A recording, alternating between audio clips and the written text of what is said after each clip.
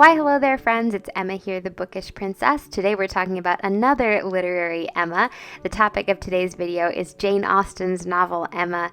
Jane Austen was a master of casting and weaving her characters together. Everyone in her novels is interconnected in so many ways that it's easy to lose track of who's who is whose neighbor, who is related to who. So we're going to map everybody out and look at their connections. I've done character maps for Lady Susan and Pride and Prejudice, and I am planning to do them for Jane Austen's other novels, so stay tuned for that. As with our previous character maps, first we're just going to get the important characters on the board, and then we will get into more spoiler territory where we'll talk about what actually happens in the novel and how things turn out between the characters. Obviously, we have to start with Emma herself. She is our heroine. She has one sister, Isabella, and their parents are Mr. and Mrs. Woodhouse. Mrs. Woodhouse passed away when the girls were still quite young, and we learn that Miss Taylor, their governess, was like a mother to them and very close to them, especially Emma. The Woodhouses live at Hartfield. They're very well off. They're some of the leading members of the town they live in. Another leading family in the area who the Woodhouses are quite close with are the Knightleys. There are two Knightley brothers in this book, Mr. George Knightley and Mr. John Knightley. Mr. George Knightley has inherited the estate. Both the parents have passed away, so he runs the estate, and Mr. John Knightley works in London. Donwell Abbey is the name of the Knightley estate. The younger Knightley brother is actually married to Isabella Woodhouse. So Isabella is Mrs. John Knightley. They do have a few small children. I didn't have room for their kids on this map. Even though Isabella has been married for several years, Mr. Woodhouse, her father, has never really reconciled himself to it. And at the beginning of Emma, there's another marriage that Mr. Woodhouse is none too pleased about, and that is Miss Taylor, the governess, is marrying Mr. Weston, so she becomes Mrs. Weston, although Mr. Woodhouse is a creature of habit, so he continues to call her Miss Taylor for a while throughout the book. Luckily, Miss Taylor, Mrs. Weston, was not going too far away. She and Mr. Weston lived very nearby at an estate called Randall's. Now, Mr. Weston was actually a widower, and his previous wife died years before. Her name was Miss Churchill, and she came from quite a well-to-do family. Her brother was Mr. Churchill. He was married to Mrs. Churchill. She's a little bit of a Lady Catherine character, a little bit of a tyrant. Mr. Weston did have one child with his first wife, a son, Frank. Frank's uncle and aunt, Mr. and Mrs. Churchill, actually adopt him and raise him and basically make him their heir. So Frank actually takes their last name. He is Frank Churchill rather than Frank Weston. So when Miss Taylor marries and becomes Mrs. Weston, Frank Churchill becomes her stepson, but she doesn't meet him right away. He actually lives with the Churchills, so he doesn't get a chance to come and visit them until a little later in the novel. Hartfield is quite close to the town of Highbury. As in Pride and Prejudice, the neighbors that the Woodhouses have are very important and are the main movers in the story. So we know the Bates family lives in Highbury. Mr. Bates has passed away. He was the vicar. His widow, Mrs. Bates, is quite elderly and lives in town with her unmarried daughter, Miss Bates. There was a younger daughter in the family named Jane Bates, and she married a Lieutenant Fairfax. They had one daughter, Jane Fairfax. Lieutenant Fairfax and Mrs. Fairfax both passed away, leaving Jane an orphan. So Mrs. Bates and Miss Bates are the grandmother and aunt of Jane Fairfax, and she does often visit them in Highbury. However, Colonel Campbell was a friend of her father, Lieutenant Fairfax. He's married to Mrs. Campbell, and they have one daughter, Miss Campbell, but they end up adopting Jane. She's around the same age as their daughter, Miss Campbell, and they bring up both girls together. At the start of the novel, we learn that Miss Campbell has just recently been married to Mr. Dixon. Now, Jane Fairfax's future is a little uncertain because Colonel Campbell had enough money to raise her in wealth and comfort, but he doesn't have enough money to leave her a legacy and provide for her future. So it's expected that at some point Jane Fairfax will probably become a governess or try to get some kind of job to provide for herself, because her grandmother and aunt, Mrs. Bates and Miss Bates in Highbury, are not too well off either. Jane Fairfax and Emma are around the same age, but they've never been especially close. Jane Fairfax, of course, has been away with the Campbells a lot of the time, but there's a little bit of a rivalry between Jane and Emma. So Emma has obviously lost a friend now that Miss Taylor has married and is no longer living at Hartfield, so she ends up making a new friend in Harriet Smith.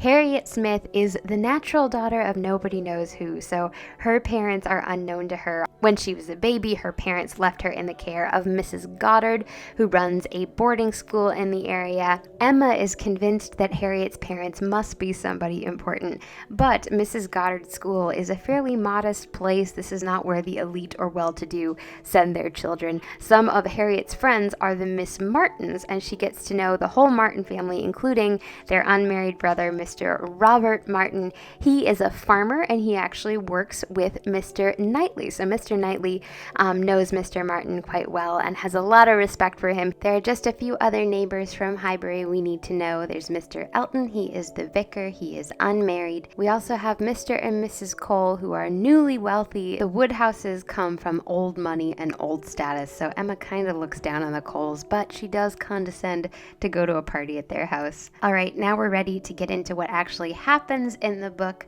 So Emma befriends Harriet Smith, and Emma thinks of herself as a matchmaker, so she decides that Harriet and Mr. Elton would be an excellent match, and she tries to encourage the two of them to spend time together, but Mr. Elton totally misunderstands. He would like to marry Emma himself because, of course, Emma comes from a wealthy, influential family, but Emma is not interested in Mr. Elton. When she realizes her mistake, she is mortified. She has to tell Harriet. She feels so bad about it. Mr. Elton is also mortified that she thought he would marry Harriet Smith, essentially the daughter of a nobody. So Mr. Elton goes off to Bath and finds himself a rich wife in Augusta Hawkins, who is a rich young lady with not a lot of class. Mrs. Elton is always bragging about her rich sister and brother-in-law, Mr. and Mrs. Suckling, who live at a grand house called Maple Grove. So around the time Emma was convincing Harriet to be in love with Mr. Elton, Harriet was actually proposed to by her friend, the farmer, Mr. Martin.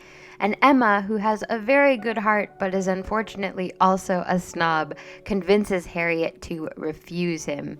Mr. Martin really did love Harriet, so he's very disappointed, and Mr. Knightley is very disappointed in Emma because he expected better of her. At about this point in the story, we finally get to meet Frank Churchill in person. We've heard quite a lot about him.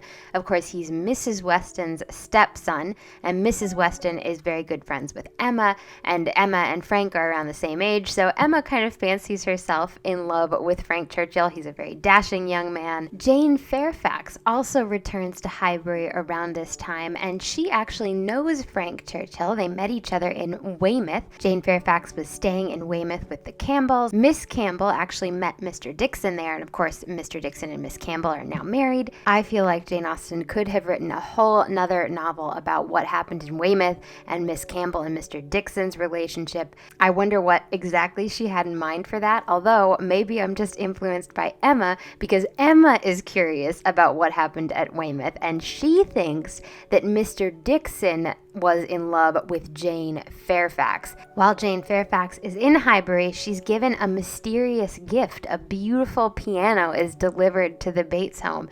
And of course, the Bateses aren't very well off. They couldn't afford a piano, but no one knows who the piano is from.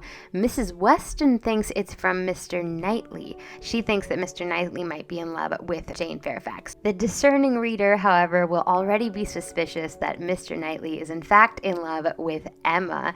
He's actually jealous of Emma and Frank Churchill, although Emma has actually decided that she's not in love with Frank and that she doesn't really want to marry him, but she would love for Harriet to marry Frank. She thinks they would make a good couple. Emma thinks she's learned her lesson though, so she doesn't want to get too involved, so she and Harriet don't really talk about it, and Harriet has fallen in love with Mr. Knightley. Now, when Emma finds this out, this opens her eyes and she realizes that she's been in love with Mr. Knightley all along. Emma is afraid, though, that Mr. Knightley might now be in love with Harriet. And of course, Mr. Knightley thinks that Emma is still in love with Frank Churchill. Something fishy has been going on between Frank Churchill and Jane Fairfax. We've seen hints of it all along, and it turns out that the two of them became secretly engaged in Weymouth. See, Emma was right to think something happened in Weymouth. Frank knew his aunt, Mrs. Churchill, would not approve of the marriage, which is why they kept the engagement a secret, but it's really been preying on Jane Fairfax because she is a very upright, honest sort of person. Frank has been flirting with Emma to try to throw everybody off the scent, which naturally has annoyed Jane. And on top of that, she's had to deal with Mrs. Elton, who's decided she wants to be Jane Fairfax's patroness, and she's been trying to get Jane a job as a governess. Jane Fairfax decides she can't take it anymore, and she'll just take the job as a governess, but Mrs. Churchill dies right at this point, and so Frank Churchill, knowing Jane is trying to break off the engagement, apologizes to her. They announce their engagement. Mr. Knightley thinks that Emma must be bitterly disappointed, so he rushes back. He was staying with his brother in town. He comes back to Hartfield, and it all comes out that he's in love with Emma and she's in love with him, and they get engaged, they get married. Jane Fairfax and Frank Churchill get married, and Harriet Smith also gets a happy ending. She ends up being reunited with Robert Martin.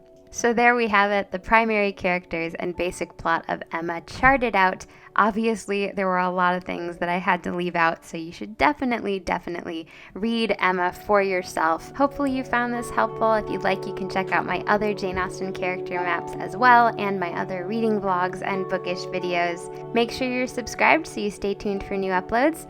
Thank you so much for watching, and I hope you have a magical day.